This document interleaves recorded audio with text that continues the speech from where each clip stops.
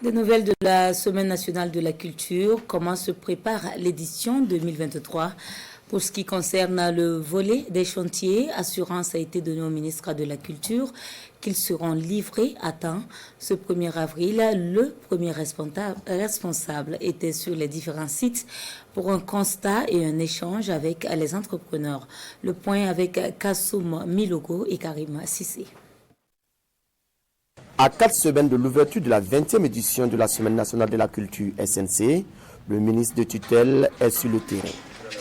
Jean-Emmanuel Ouedraogo s'assure de l'état d'avancement des travaux engagés ici sur le site de la SNC. Les différentes entreprises en charge de la réfection du bâtiment administratif, des apatam et de l'aire de la foire sont à pied d'œuvre. Pour les apatam, nous sommes environ à 75%. Nous, les apatam, nous avons déposé toutes les toitures, charpentes, tout. Et reprendre avec, puis c'était en tuile avant, maintenant on passe au brilaqué. Pour les bâtiments administratifs, on est environ à 20%. Le stade Sangoulé Lamzana abritera la cérémonie d'ouverture de la SNC. Jean-Emmanuel Ouedraogo y a fait un tour, question de s'imprégner des dispositions prises pour offrir du beau spectacle aux festivaliers. Les sites d'hébergement et le village des communautés identifiées n'ont pas été en reste.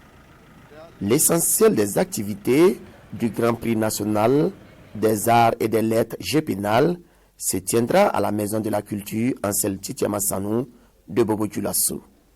Pour ce faire, il est prévu du matériel technique pour supplier le matériel défaillant. L'équipement technique est un acquis et aussi les autres conditions sanitaires aussi vont être rapidement réglées à notre niveau.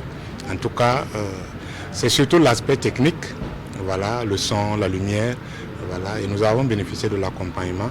Et pour nous, je pense que nous serons prêts pour pouvoir accueillir le GPNAL. Partout où le ministère est rendu, les équipes sont mobilisées. Toutes mettent le maximum d'énergie pour livrer des infrastructures de qualité et surtout dans les délais impartis.